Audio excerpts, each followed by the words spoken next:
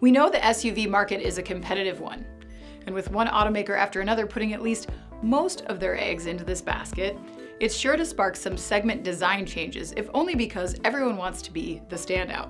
Which makes the latest problem for the Ford Explorer even worse.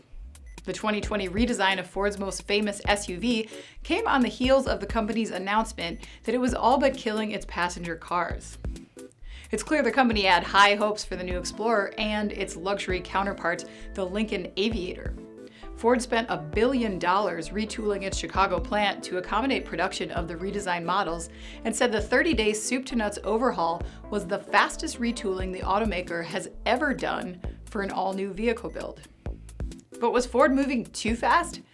The hotly anticipated vehicles coming out of Chicago were almost immediately either recalled or sent to Ford's Flat Rock, Michigan facility to be fixed. The Detroit Free Press reported in late November on what it termed horror stories from Explorer and Aviator owners, detailing problems with leaking sunroofs, display panels, and more. One Aviator owner said his console gets hot to the touch to the point where he can't set his phone down or it will overheat and shut down. And as if Ford didn't have enough on its plate with this messy launch, there are more problems. The Insurance Institute for Highway Safety has announced that neither model will qualify for a safety award this year. IIHS says the new Explorer actually performed better in driver-side small overlap front test than earlier models.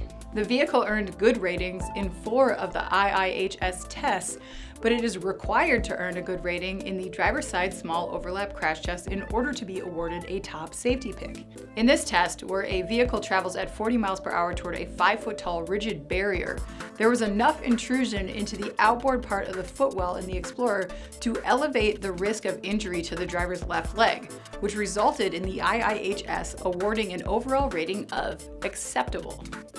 Something tells me Ford didn't spend $1 billion retooling their plant, plus its massive design and development costs, to produce an acceptable Explorer. In a third-quarter earnings call, Ford acknowledged it took on too much with the Chicago retooling and 3 new model launches all at once. IIHS said Ford expected to earn a good rating in the recent tests and would, quote, investigate why it didn't.